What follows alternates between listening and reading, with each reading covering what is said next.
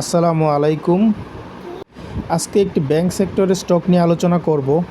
এটি বি ক্যাটাগরির একটি স্টক। টোটাল শেয়ার সংখ্যা 48 কোটি। গভর্নমেন্ট হোল্ডিং 90%-এরও বেশি। দিন দিন ইনস্টিটিউটের সংখ্যা বাড়ছে, পাবলিক হোল্ডিং খুবই কম।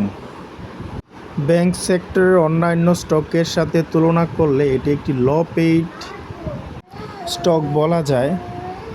এই স্টকে যদি আপনারা ইনভেস্ট করেন নিশ্চিত প্রফিট হবে ইনশাআল্লাহ। সতর্ককরণ বার্তা: শেয়ার বাই সেল নিজ দায়িত্বে করবেন, লাভ লস যা হয় সব আপনার। আমার সেন্স অফ ভিউ থেকে আমার মনে হচ্ছে এই স্টকটি ভালো একটি গেইন দিবে, এই জন্য আপনাদের সাথে আজকে আলোচনায় নিয়ে আসলাম। তবে আপনারা বুঝে যদি সঠিক জায়গায় ইনভেস্ট করতে পারেন নিশ্চিত প্রফিট হবে বলে ধারণা করা যাচ্ছে ইনশাআল্লাহ। এই স্টকের ফান্ডামেন্টাল ইনফরমেশন: এই স্টকটির ইপিএস এবং পিই রেশিও অনেক ভালো অবস্থানে আছে বলে আমার মনে হচ্ছে।